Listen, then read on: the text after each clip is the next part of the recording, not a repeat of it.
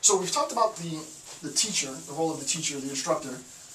We've talked about the role of the student in the relationship. And now what Freire wants to do is he wants to step back, right? Not so micro-analysis, right? The micro-analysis being a micro-analysis of the responsibility and function of the teacher in the pedagogy of the oppressed, a micro-analysis of the function, the responsibility of the student in the pedagogy of the oppressed. Now he wants to do a bit more macro-analysis, right? A larger analysis of the educational system itself, right? So that's what we'll be talking about, the EDU. Alright, so now what we'll be doing is talking about the educational system as such. The first point with reference to the educational system is that an act of depositing, right? An act of depositing is the term that we're going to use for the transference of this information, right? So if we have the teacher here, and we have the student here, and we have sort of the mind of the student, right? This is the possibilities.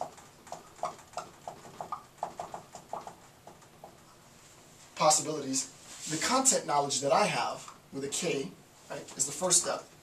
The transference of this content knowledge through pedagogy, obviously this is pedagogy, right? The transference, the static transference of this content knowledge is the pedagogy of the oppressed, 3.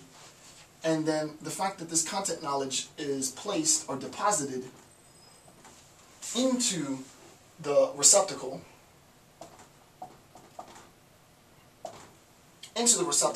the mind of the student is known as an act of depositing, right? So this act is called depositing, right? Content knowledge is deposited into the mind of the student. Obviously, the more content knowledge I have to give, the better instructor I am.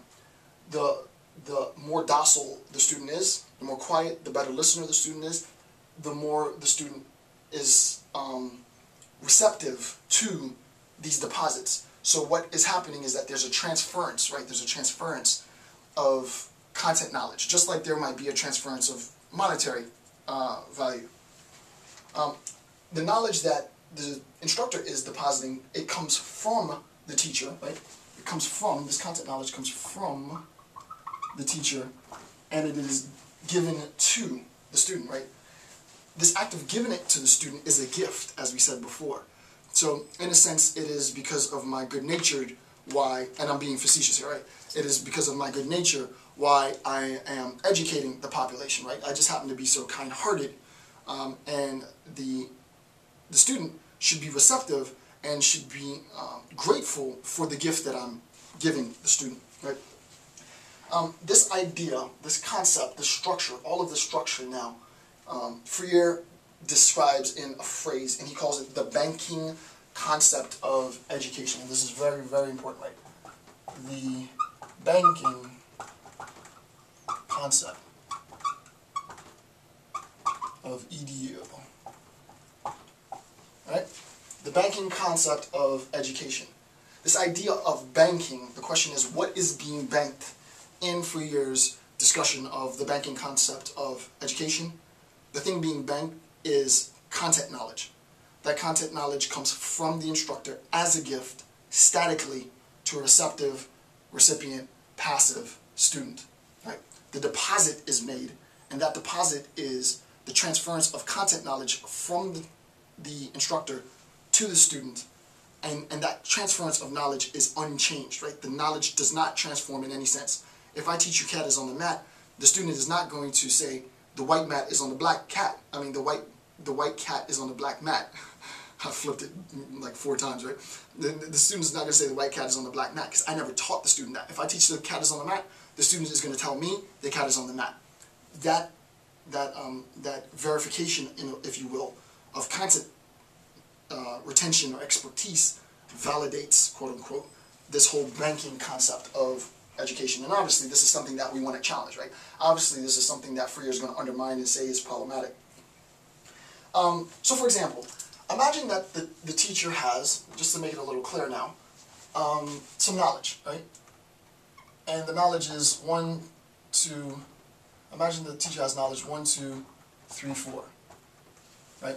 So the teacher has, this is just sort of theoretically speaking, the teacher has this knowledge, the set 1, 2, 3, 4 is the content of the instructor's knowledge. So the student is the recipient, right? The student is the recipient of this deposit, right? The student is the recipient of the information. So that the student will receive a deposit, and that deposit will be exactly what I give the student. 1, 2, 3, 4. Right?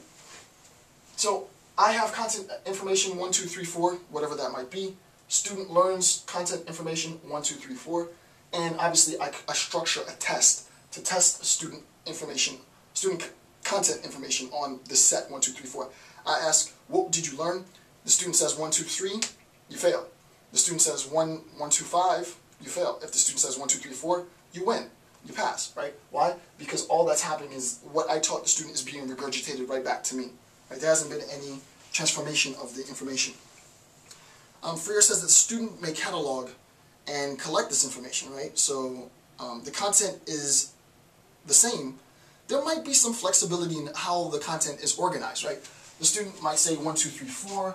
The student might say 2, 1, 4, 3, and sort of change the order of the information, but there isn't anything new, right? What I told the student is what the student tells me back, but there isn't anything new, right? There isn't a 5, there isn't a 0. Okay.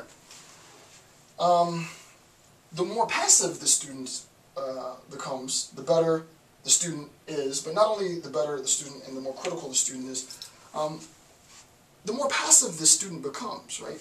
The more I teach the student content information 1, 2, 3, 4, 1, 2, 3, 4, and the student sort of gives me back, regurgitates 1, 2, 3, 4, the more passive the student is, the less critically the student is able to think, right? In any intro to intro philosophy course, one of the first classes that you'll take, and I think every student, no matter what you're getting your degree in, should take this class or some form of this class, is a generic class called like critical thinking, right? And it's an attempt to think critically. In no sense, under this banking concept of education, can we incorporate the idea of critical thinking. The idea of critical thinking is antithetical to this banking concept of education. Why? Because the banking concept of education only serves as a means of transferring content knowledge statically to a student, right? So that the information is just duplicated. All I've essentially done is I've now created 2 people with the same content knowledge. Nothing has changed. No information has been gained, essentially. All that has been done is now 2 people have access to exactly the same information, right? So with respect to the banking concept of education, this idea of the banking concept of education is antithetical. It's in opposition. It's polemical to a concept of critical thinking, right? Critical thinking wants the student to take this information and then say, okay, well, 4 plus 3 is 7, 7 plus 2 is 9, and 9 plus 1 is 10, so we can understand this as also, this new thing, 10, right? And the teacher said, well, what do you mean 10? I never taught you 10. Where did you get 10 from? 10's wrong, right? Critical thinking